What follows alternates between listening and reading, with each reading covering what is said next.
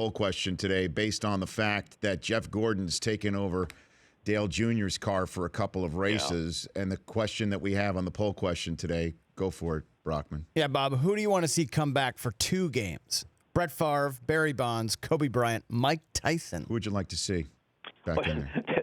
Boxing matches are not like back-to-back games. No, they're not. But well, maybe. You just threw it out there. Coming back for a doubleheader? Yeah. 2 rounds. Against his sort of namesake, Tyson Fury? Maybe 2 rounds for Mike Tyson. How about, 2 rounds? Let's go with 2 rounds, Ben Bob. How about that? Well, I guess he's still younger than George Foreman was when Foreman became the heavyweight champion of the world. Correct. If my math is correct. I could say something snarky about Barry Bonds. Go for it, Bob. Go for it. He's now past 50, so he'd have age working against him. Yes. And certain elixirs would no longer be available to him. But here's the thing about Barry Bonds. Yes. And some people misunderstand because I was among the first to just state what was obvious, the cartoon-like changes in his body and in his statistics. But without all that, Barry Bonds wasn't just a Hall of Famer. Barry Bonds was one of the greatest players who ever lived on his own natural merits. No question. And no question. Yes. No question. Yes. And he would be not only be in the Hall of Fame already, but he'd be better regarded and held in higher esteem by the public in general if he had just done what his natural ability would have let him do. Would he be the all-time statistical home run leader as he presently is? No. But he didn't need that. That actually hurt him. Would he have ever slugged over 800 in a season and hit a homer once every 6.5 times at bat? No, he wouldn't have done that. But he didn't need that. He would have been better off without it.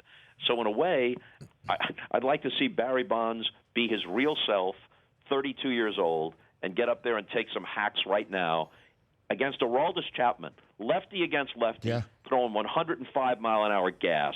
And I bet you Barry Bonds would be good enough on his natural merits to catch up with it now and then. Couldn't you say the same thing also about McGwire, who set a rookie record for home runs, and even Clemens, who is under that cloud right now? Couldn't you say that the two of them would have had Hall of Fame credentials on their merits before? Yeah, I think Mark McGwire, had he remained healthy, would have been a Hall of Fame player of a Harmon Killebrew type, and that's not a knock at either one of them. Mm-hmm. It wouldn't have been in Barry Bonds' class or the class of Ken Griffey or Willie Mays or a healthy Mickey Mantle. Wouldn't have been as good an all-round hitter as a Ted Williams, but he would have been a consistent 40-plus home run man.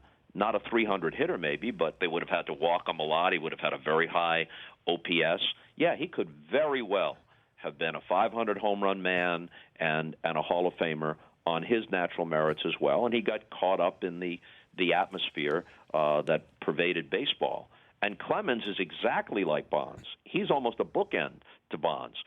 7-time Cy Young Award-winning pitcher, 7-time MVP outfielder, both from the same era, and both, according to what we can best figure out, began doing whatever they did in the late 1990s.